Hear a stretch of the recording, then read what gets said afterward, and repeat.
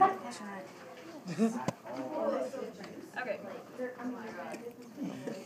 How do you tell which way is the front? The line right there. Crosses it. Okay.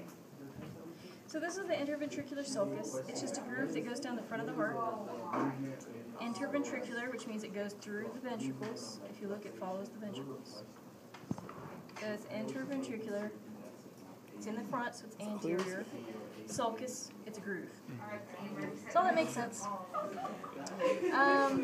There's a little artery. There's a cardiac vein and an interventricular artery that run through there. That's just that little line. That's actually a vessel that runs through there. See the little vein right there? That's the interventricular artery and cardiac vein. You can see it better on the model. This is that artery and vein that run through there. Turn it around. Yeah. See the little artery and vein that run through there? Yes. You can turn it too if you need to. Alright, yeah. Question, so when it comes to labeling veins and arteries, are you going to most likely use the model just because you can see it better on the model? I will tell you exactly which ones will be on which in just a minute. Yeah. Alright. Right and left aorta. Okay, so the aorta is at the top, ventricles are at the bottom.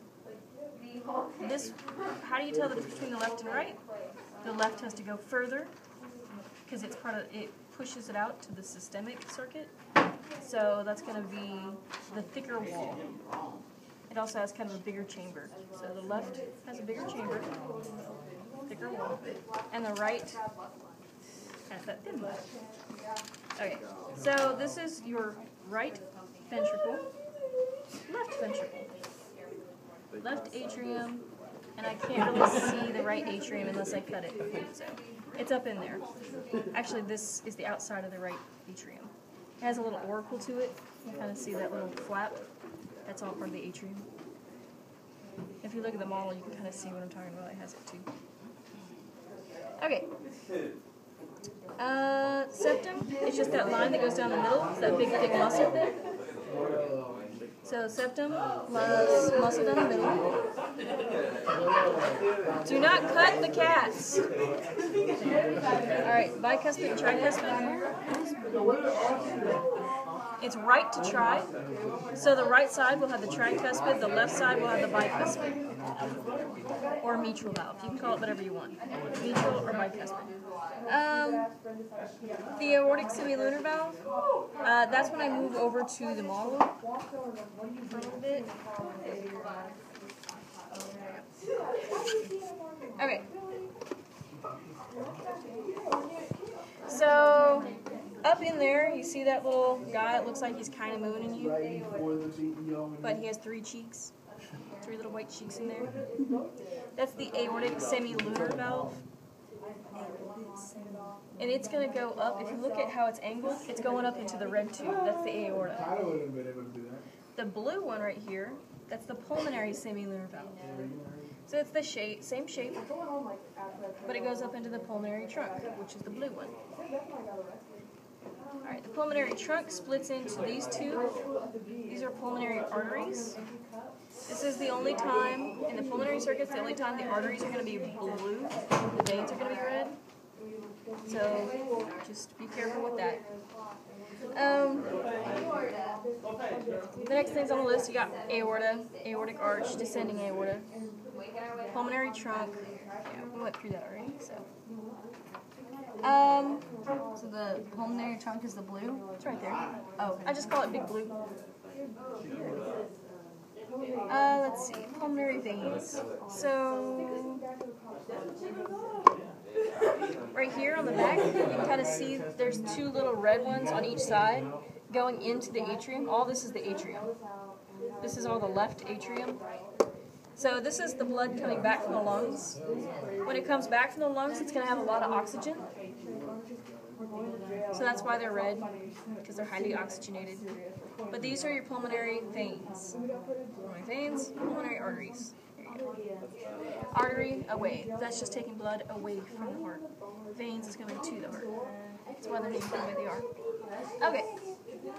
Inferior vena cava. So I like this one. It's the little thing coming out of the bottom. You'll see that on the cat today. It goes almost entirely through the whole body before it changes its name. It's just going to be a tube that comes out of the bottom and goes up into the atrium. So all the blood from inside the body, from below the heart, is coming up through the inferior vena cava into the right atrium, right there. Superior vena cava, that's your brain and your arms, is coming down into the right atrium.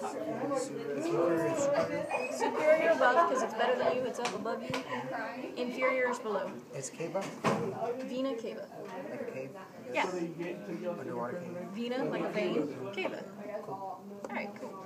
Alright, coronary arteries, they're these guys that run around the heart. They make like a little crown around the heart. Here's the left, here's the right coronary arteries. And they're going to come all the way down, all the way around to this little spot right here. That's the, what is the name of that? Coronary sinus. So that's just a little hole. So the heart has its own circulation. It needs blood. So that's what these guys are doing. They're supplying blood to all these heart muscles because they're pumping constantly. They need the blood. And the veins are taking it back through all the veins into there. And then it pumps into that little hole right there. So that right there is part of the coronary sinus. Somebody was asking for the atrium. Oh, that hole? Yeah, that little hole right there. What was it called? That's the coronary sinus. It's right there. I would pin it there. I just put a little sticker there. Alright, the brachiocephalic artery. So you'll see this again today. These three are called the brachiocephalics. This is the brachiocephalic artery. Arteries are red now. Alright, the ligament anteriosum. Dr. Prabhakar loves this one.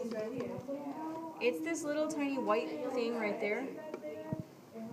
That represents a hole that's kind of in between these two when you're a fetus. You'll see it on the fetal pig too. In the fetal pig, it's still open. And when you're born, that has to close up and turn into a little ligament. So, what's it called? The ligament anteriosum. You'll see it on the next 2-3 labs, actually. Myocardium. I like myocardium. It's easy. Ew, they're all dirty now. Okay. Do you want to clean it? Yeah. Just a couple. Yeah, that's fine. Alright, the myocardium. So that's this muscle that lines the ventricles right here. It's on all those. And on the model, it's right there. That's the myocardium. So that was really easy to ask. Septum again. It's just that big muscle down the middle. So there's the septum on the model. Chorda tendini. I also like chorda tendini because they're kind of neat. Chorda tendini means heartstrings. So when somebody plucks your heartstrings, they actually do exist. They're these little things right here. It's the little strings. They makes total sense. It's the little strings inside the heart. And in the real heart, they look like that. So it's just these little strings. They're kind of holding down the bicuspid and tricuspid valves. And they're held down by papillary muscles. So these little muscles down here at the very bottom, they kind of stick up, and if you get the right dissection, you can see them real well. Yeah, you can see them pretty good in there. Right there, that's a little papillary muscle. If I pin it right at the bottom of a string, I can guarantee that's what I'm asking for. What was it called? Papillary, little old pappies. Trying to find the pat in the heart. And I skipped over trabeculae.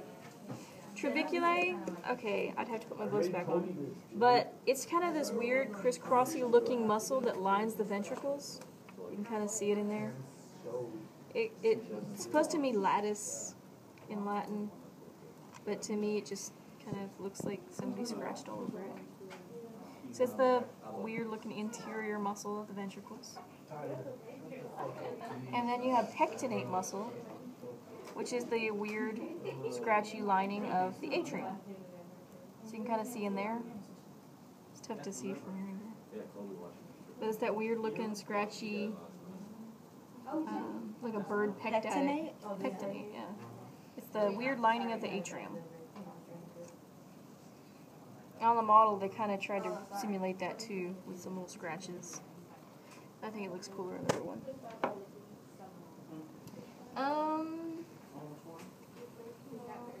Coronary arteries you can scratch out, because we already did that. Coronary vein you can scratch out. And we covered circulatory last time, so.